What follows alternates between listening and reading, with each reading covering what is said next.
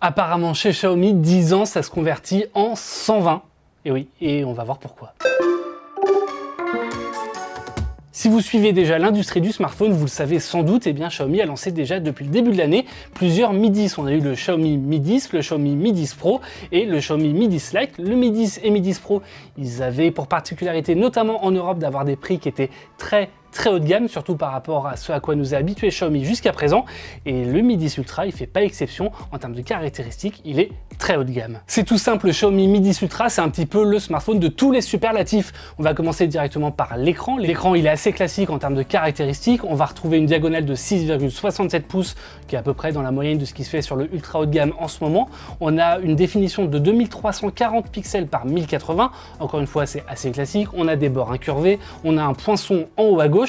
En revanche, lorsqu'on va un petit peu plus loin, eh bien, on remarque qu'on a un écran avec un taux de rafraîchissement de 120 Hz pour de l'OLED. Et pour le coup, bien, c'est une première de la part de Xiaomi. Et c'est également le cas pour la batterie. Si on prend le bloc de batterie, l'accumulateur en lui-même, on va trouver une capacité de 4500 mAh qui est assez classique en soi, il n'y a rien d'exceptionnel. En revanche, sur la charge, là, ça va beaucoup plus loin. Parce que le Xiaomi Mi 10 Ultra, c'est le premier smartphone du marché à être compatible avec une charge rapide d'une puissance de 120 watts.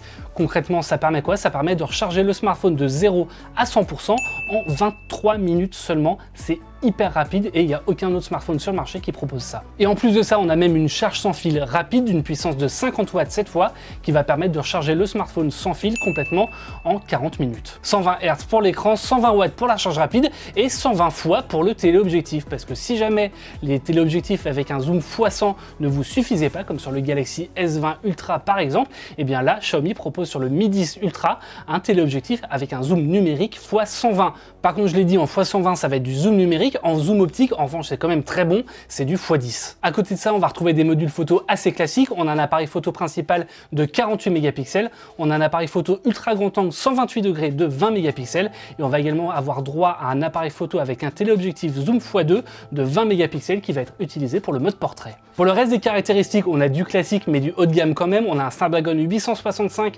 même si, pour pas vous le cacher, on aurait aimé un 865+. On va avoir 8, 12 ou 16 Go de RAM, 128, 256 ou 512 Go de stockage selon les versions. Et on va évidemment avoir une compatibilité 5G et aussi du Wi-Fi 6. Pour le prix, parce que je sais que c'est la question que vous vous posez, il est plutôt accessible sur le papier avec un prix de lancement de 5299 yuan pour la version la moins chère, ce qui fait environ 650 € hors taxe en euros, sauf que ça c'est sur le papier. Et le problème c'est qu'on a interrogé Xiaomi France et malheureusement le Mi 10 Ultra il n'est pas du tout prévu pour la France. À côté de ce Xiaomi Mi 10 Ultra, on a eu d'autres annonces. On a d'abord eu le Redmi K30 Ultra qui est en fait un smartphone avec une caméra pop-up, un petit peu comme on avait sur le Xiaomi Mi 9T qui a été lancé l'an dernier en Europe. On va retrouver un processeur MediaTek Dimensity 1000+, on va retrouver également un écran 120 Hz et enfin un appareil photo de 64 mégapixels. L'autre annonce qui franchement nous a beaucoup surpris, eh bien c'est un téléviseur et ce téléviseur c'est le Xiaomi Mi TV OLED Luxe Transparente Edition.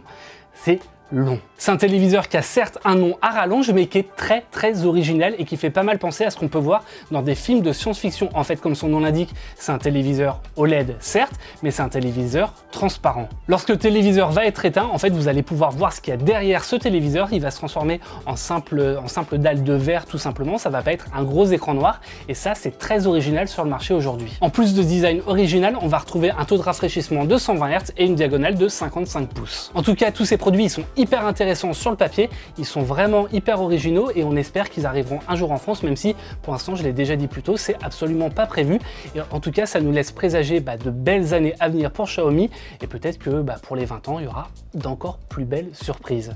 Merci à toutes et à tous d'avoir suivi cette vidéo. N'hésitez pas à vous abonner à la chaîne YouTube de Frandroid. Je le dis, je le répète à chaque vidéo, mais c'est hyper important pour nous si jamais cette vidéo vous a plu, à nous dire ce que vous en pensez dans les commentaires et à faire un petit tour du côté de nos réseaux sociaux, Facebook, Twitter et Instagram. Et moi, je vous fais de gros bisous et je vous dis à très bientôt sur Frandroid.